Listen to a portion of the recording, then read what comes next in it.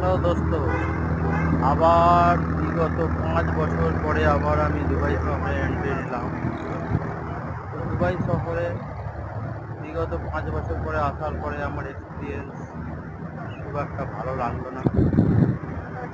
আগের থেকে অনেক গরম এবং বাকিও সব জায়গা আরও উন্নত হয়েছে, বাট গরমটা বেড়েছে এবং দুবাই তো আগের থেকে আরও এগিয়ে গেছে।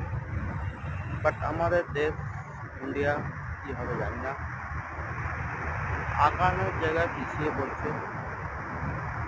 তো আমি চাই সবাই মেহনত করো এবং আমিও তার সাথে মেহনত করে আমার দেশের জন্য কিছু এখান থেকে করতে চাই। একটা কোম্পানি ওপেন করতে চাই ইন্ডিয়ার ভিতরে, যে কোম্পানিটা অনেক মানুষকে রোজগার দিতে পারবে